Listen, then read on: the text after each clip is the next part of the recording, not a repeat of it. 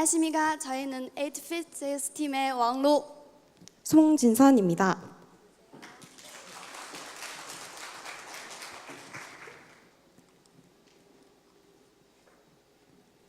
그럼 발표를 시작하도록 하겠습니다. 저희는 한국 화장 문화 중에서도 화장 방법에 대해 발표를 하도록 하겠습니다. 목차는 주제 선정 이후 시대별 화장 방법 순으로 이어가도록 하겠습니다. 먼저 주제 선정 이유입니다. 저희 조원들 모두 한국, 카자흐스탄, 중국 이렇게 모두 다른 국가에서 왔음에도 불구하고 화장을 하는 문화를 가지고 있었습니다. 뿐만 아니라 마니자랑 왕로랑 함께 한국의 화장품이 어떻게 발전하게 되었는지 또는 어떤 식으로 하였는지 등에 대해서 함께 알아보기에 좋은 소재가 될 것이라 생각했었습니다.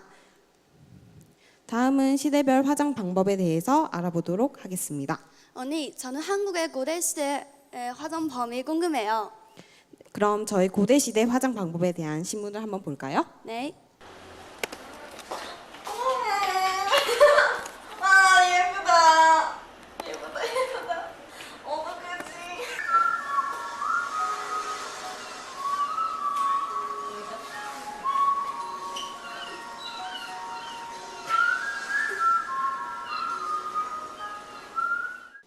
왕로, 이렇게 고대 시대 때는 돼지 기름으로 피부를 보호하고 붉은 입술과 연지 화장을 했다고 해요.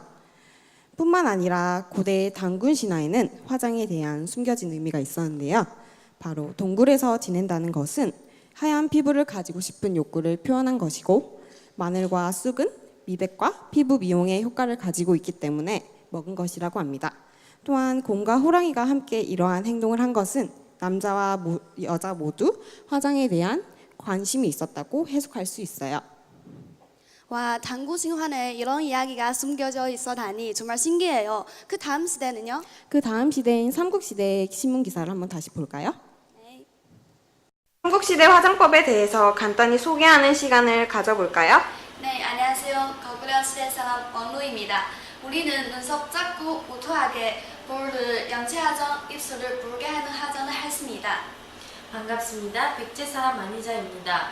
우리는 쌀뜨물로 세수를 하고 하얀 피부를 선호했습니다. 화장은 은은하게 했습니다. 아, 맞아. 우리도 쌀뜨물로 세수를 했어요. 그리고 분을 칠해 피부를 하얗게 표현했어요. 눈썹은 크리지 않았어요. 안녕하세요. 신라 사람 비율입니다. 신라는 연지를 만들어서 이마와 뺨에 이렇게 연지를 칠했고 불교 영향으로 옅은 화장을 했습니다. 또한 남자들도 화장을 하는 문화를 가지고 있었습니다. 감사합니다. 우와, 시대별로 다양한 화장 방법이 있었네요. 인터뷰해 주셔서 감사합니다. 감사합니다. 와, 그럼 거구려와 백제 신라는 모두 비슷하지만 다른 화장 문화를 가지고 있었네요. 저는 거구려 시대는 특히 예뻐 보이네요. 언니, 거구려 시대의 벽화를 보이면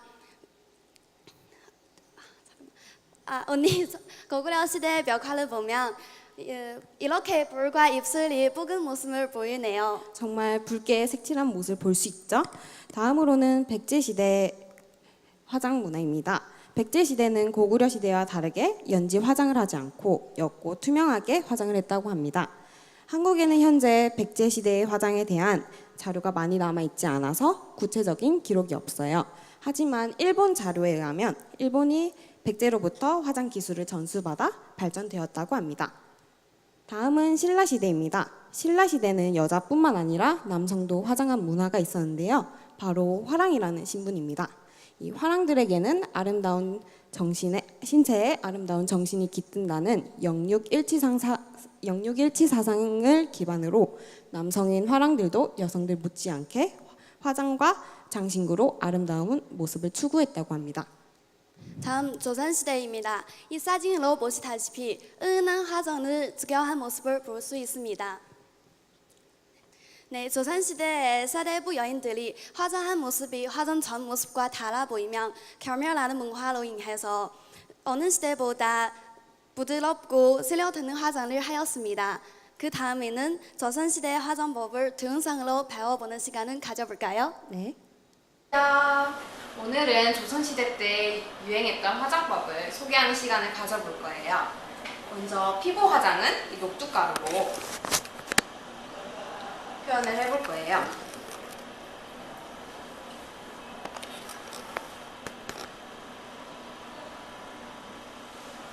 그 다음은 이제 연지 화장을 할 건데요. 이 꽃잎 가루로 이제 해볼 거예요.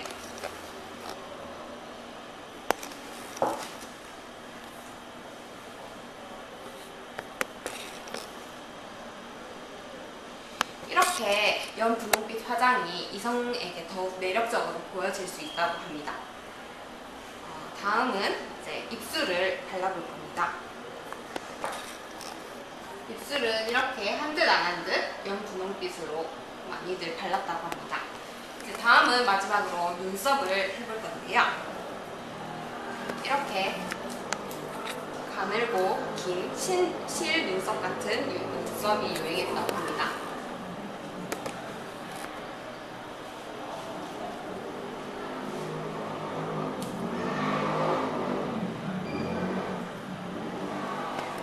짠!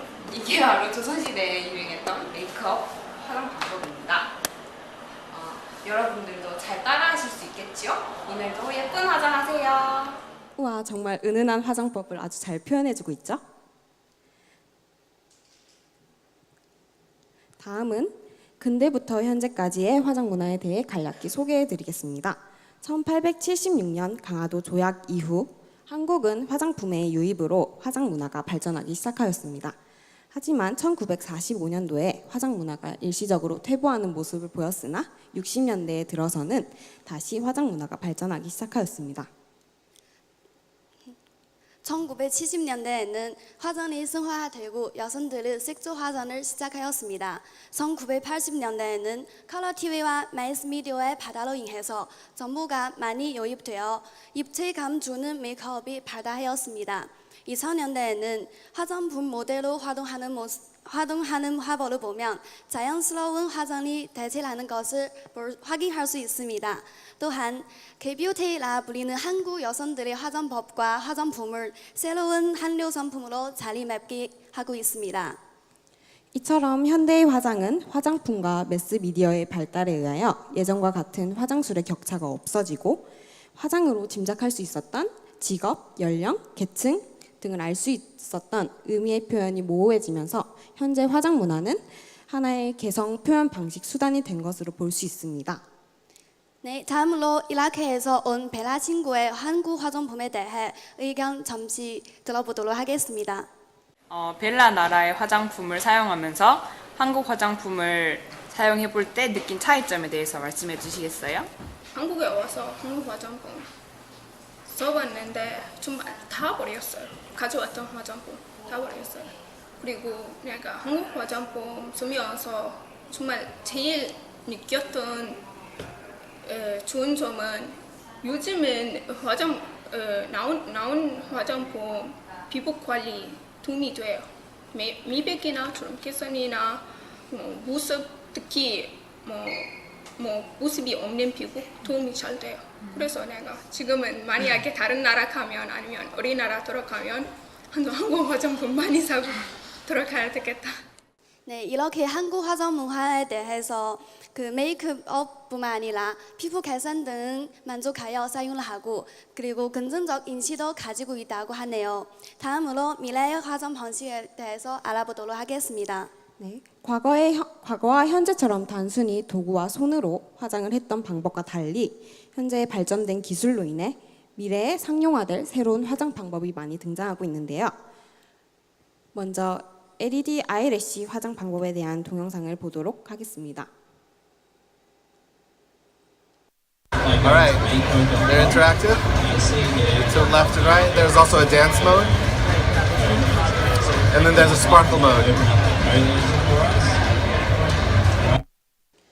이렇게 LED 아이래쉬는 속눈썹이 움직임에 따라 반짝이는 정도와 속도가 달라진다고 합니다. 다음으로 페이스 트래킹, 프로텍션 매핑 기술입니다.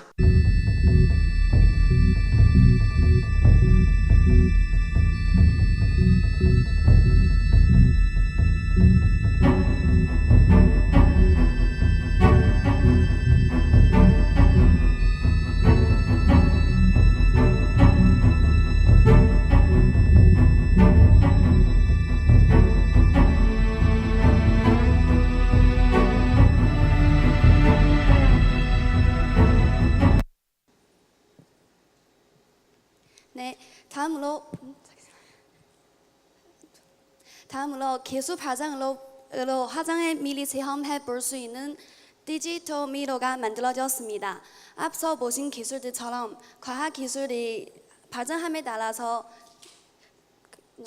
문화도 발전할 것으로 보여집니다.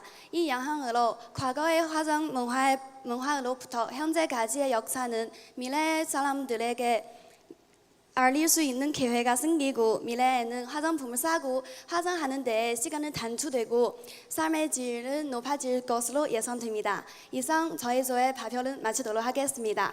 감사합니다.